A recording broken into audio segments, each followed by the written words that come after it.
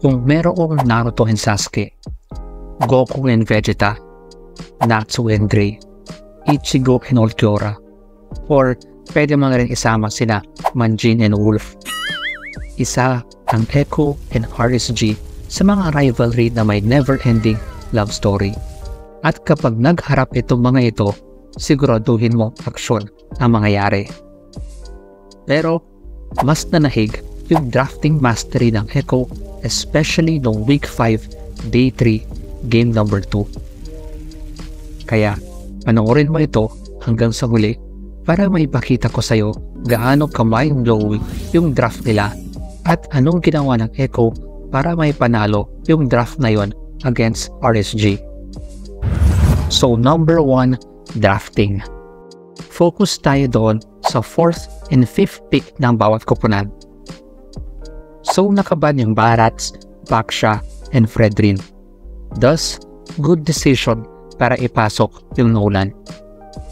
However, napakaswak sa 4th pick ng Echo nung pinili nila yung Guinevere.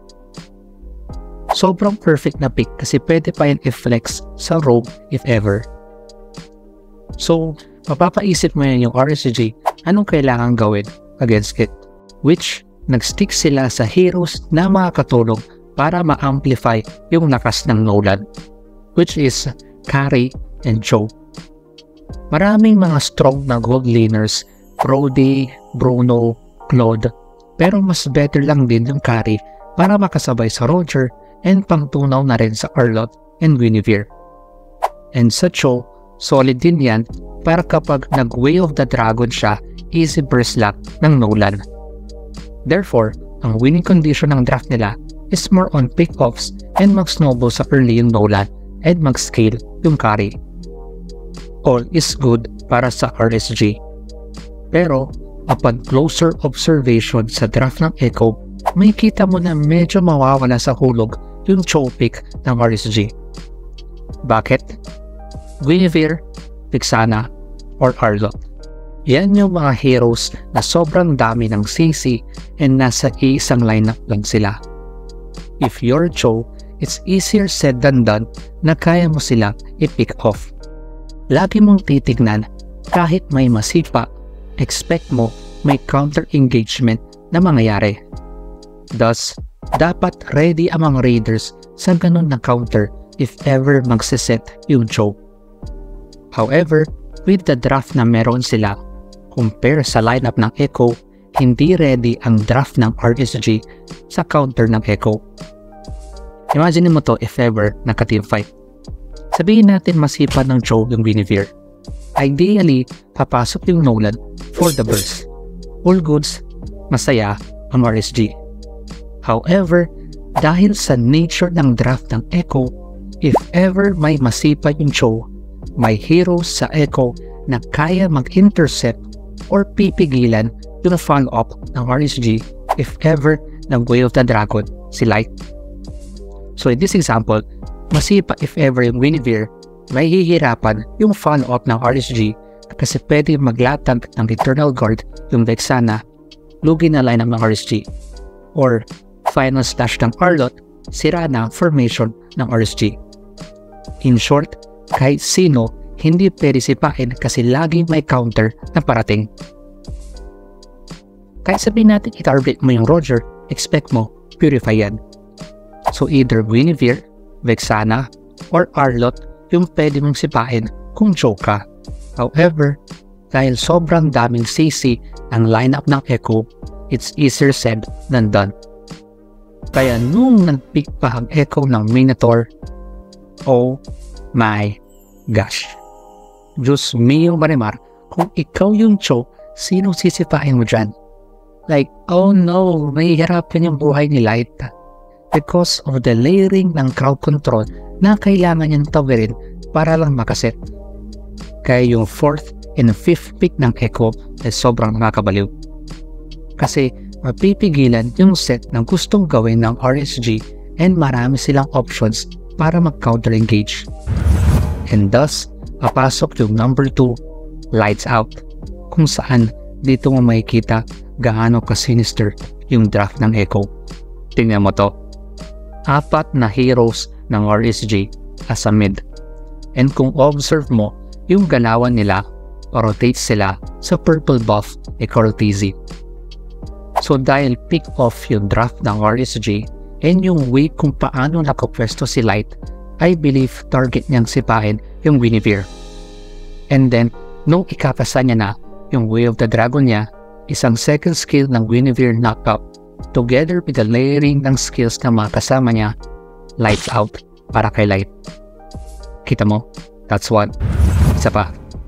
Kung titignan mo, pwepwesto yung apat na heroes ng RSG sa mid-bush na ito. And, mag-ready uli si Light ng sipa niya. This time, ang target niya, yung Minotaur. Which, all is good, nasipa niya. Nalala mo sinabi ko nung una, ideally, pagkasipa, burst nilaunan, panalo, happy ang RSG. However, hindi built yung draft ng RSG para mapigilan yung counter na gagawin ng Echo. Which, pagkasipa kay JP, immediately ultimate ng Minotaur, tapos dive ng Guinevere, tapos Eternal Guard pa ng Vexana at nagsiliparan yung heroes ng RSG. Kita mo, yung Cho to Nolan connection, ideally maganda siya, pero easier said than done. Wala na? Hindi pa. This time, out of position yung Arlott. So naka-ready uli si Light for the sipa and may follow-up naman, pero dahil semi-tank yung Arlott, hindi pa nila na-burst, and thus sila pa yung nasitan and hindi na sila makakabak kasi andyan na yung tropa ni Sanford to go for the kill.